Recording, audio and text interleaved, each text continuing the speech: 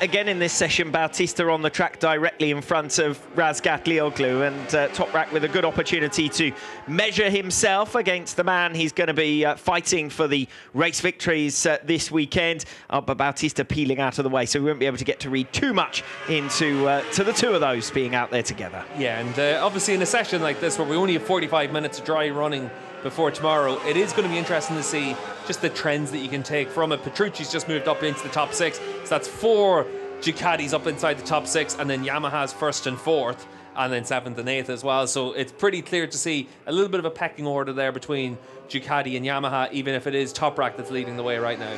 And a pecking order between them and the Kawasaki's, because Jonathan Rea is down in 12th position. Alex Lowe's, obviously, we know, had his spill earlier on, but Jonathan Rea, P12, very unusual you see anything like that.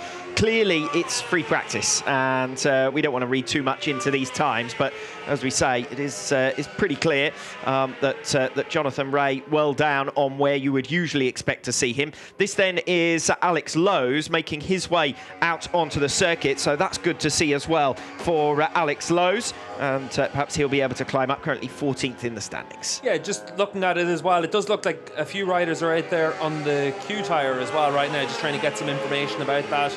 And then for Garrett Gerloff, he's out there with the red band, it looks like, on that rear tyre, so that'll be the X tyre for Gerloff. So everyone's out there trying to just game and glean whatever information they can right now, because they also know that tomorrow morning, it is always a little bit cool here at Jerez in the morning session. So are you going to be able to use that session to be able to do a quali sim, or are you better off doing it now? So some teams are going to opt to do that in this session. And to that extent, some of the teams might have preferred it to be cool but dry this morning. Then they would have had a better idea of what it would be like in cooler temperatures, because we're now approaching 23 degrees air temperature, 26 on the track. Oh, you can guarantee the teams wanted to try this morning, and it's just to be able to give them that comparison to know what you're going to face in the Super Bowl session. Basically, everything about World Superbikes now is dictated by your qualifying performance. If you qualify well, you'll score well. If you're coming through the pack, you got your work cut out for yourself over the course of the 3 races.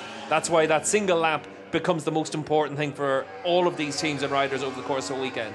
Yes, I feel like the Super Pole session now dictates the maximum available to you, at least in race 1 and the Super Pole race, and then your result in the Super Pole race dictates what possibilities you might have in race 2. Now, that might mean, Garrett Gerloff challenging for the top 5, but only if he can qualify towards the front and the weekend gets off on the right foot. It might mean that some riders could challenge your big 3, Bautista, Razgat, Lioglu and Rea, but again, they've got to be close enough at the start of the race so as not to end up in traffic. Yeah, it's been very rare where you've qualified down the field and been able to challenge at the front. Usually, and you can look at BMW to a good example of it, whoever is the top qualifying BMW rider tends to have the best weekend. Same with the GRT riders. If Aguilar qualifies in the front row of the grid or second row of the grid, he's the guy that has the good weekend. Otherwise, we've been able to see Gardner qualify well and then be that top rider. When you look at, say, BMW is a good example, because you have 4 different riders that have all been the top BMW rider at one time or another through the season. The only time where there's a little bit of an outlier was Most and Scott Redding. Redding qualified on the 5th row of the grid and was still able to challenge at the front of the field. Oh, Tommy. I tell you what, Tommy's lucky to get away with that one. But he'll get himself back to the pits at the end of this session, and the team are going to be very thankful that he managed to save that, because he saved them a lot of work there. But Most for Redding he qualified in the 5th row of the grid and was still able to challenge at the front of the field and come through the pack. It doesn't happen often like that. Like you said, Alex, qualifying dictates the ceiling you have for the weekend.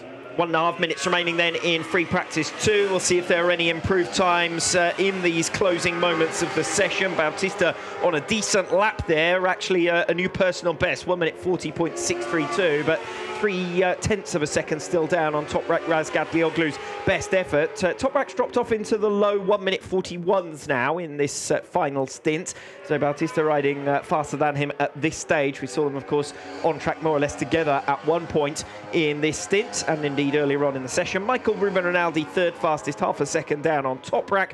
Dominic Egerter, the top independent, directly behind him, but only a fraction ahead of Philip Ertl. Then a bit of a gap to the rest of the riders from 6th place down ground, led by Petrucci and Locatelli. Interesting to see Michael van der Mark have a little bit of a moment offline there at the final turn. We saw what happened to Gabriele Riu when he went in offline at that final hairpin. Yeah, and I think that's another indication of just how tough it is out there for the riders. There's places where there's very little grip, it seems, and a real challenge for everyone. Turn 2, we can see here, for Remy Gardner, runs in a bit hot. It's always one of the places that can catch you out, even when the conditions are pretty much perfect. We saw Toprak crash there in a siding lap one year, so it is a place that can catch you out.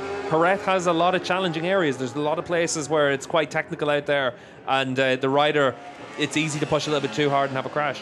Remy Gardner getting this lap wrong, but the last one certainly did nothing wrong. A quarter of a second down on Toprak Razgatlioglu. 1:40.5 moves up into P2. So it's Razgatlioglu who leads at the checkered flag ahead of Remy Gardner, Alvaro Bautista. Michael Ruben Rinaldi could move up here from 4th position. Dominic Egerter's just taken the checkered flag, so he remains P5 for the moment. See if Rinaldi can climb from 4th place.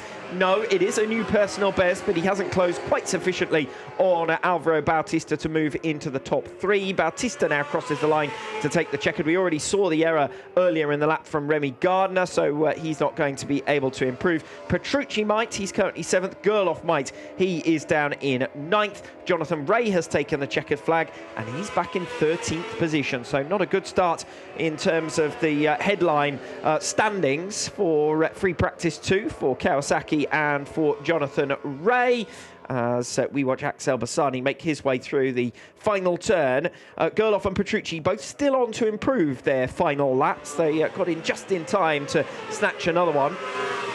Bassani then coming through, P14 for him. He does tend to start slowly at the beginning of the weekend and gradually improve, so Friday's not going to be an undue concern as far as he is concerned. Michael Ruben Rinaldi, as we've said, set a new personal best on his final lap. Petrucci and Gerloff looking set to do the same. Petrucci P7 and Gerloff, we watch now, currently in P9 on the BMW, with Alex Lowes directly behind him on the track, just getting a bit of a shakedown lap in, Alex Lowes, after his earlier incident.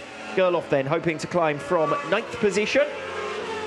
Will come across the line now and does indeed go P7. Danilo Petrucci unable to improve, lost some ground in the final sector.